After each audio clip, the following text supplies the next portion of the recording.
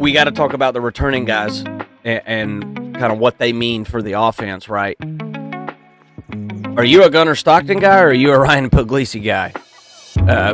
Because personally, I feel like Gunnar Stockton has taken some strays. Personally, I throughout the offseason. I feel like there's been a ton of doubt about his ability to be able to be the number one guy on this team and take them to where they need to go, even though we just saw him come in and literally help win an SEC championship game against one of the better teams in the country, the Texas Longhorns. There were still a lot of questions. So what is it, Mason? Are you a Puglisi guy or are you a Stockton guy? I mean, can't you be both?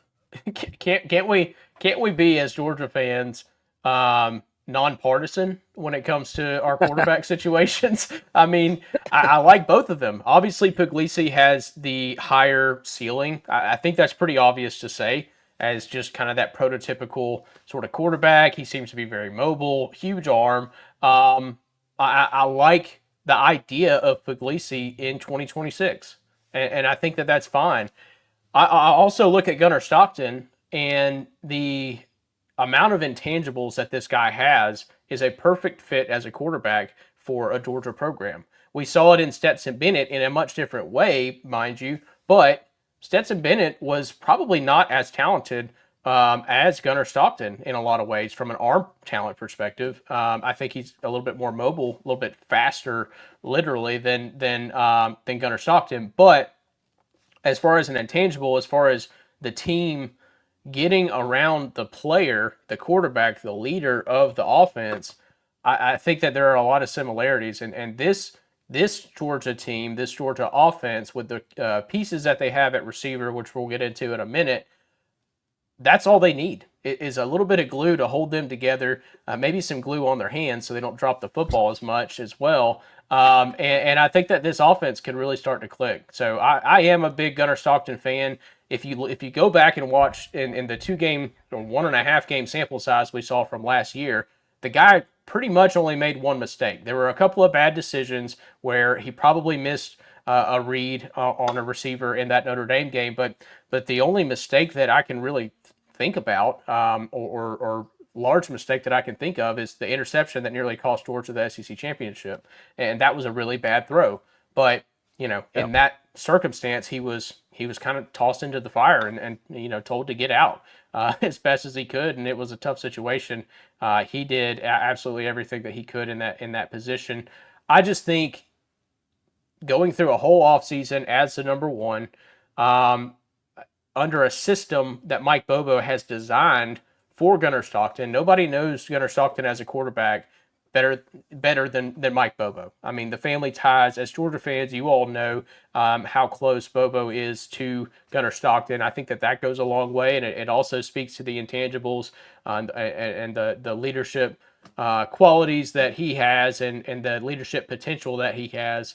Um, by all accounts, this is Gunnar Stockton's team until it's not. And it's not a knock on Ryan Puglisi, but unless Puglisi was Caleb Williams his freshman year, I don't know that there's a quarterback necessarily that was just going to unseat Gunnar Stockton this year, and until a Tennessee or an Alabama game where maybe we've lost both of those games, and until there's a reason to pull Gunnar Stockton, I don't really see a point in even bringing up the Puglisi discussion. But we're Georgia fans. That's what we do.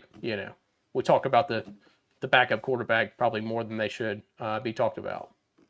We've got a rich history of doing that here as Georgia Bulldogs fans, and it's not untypical, throughout college football for the backup quarterback to be one of the more popular guys on the team, right?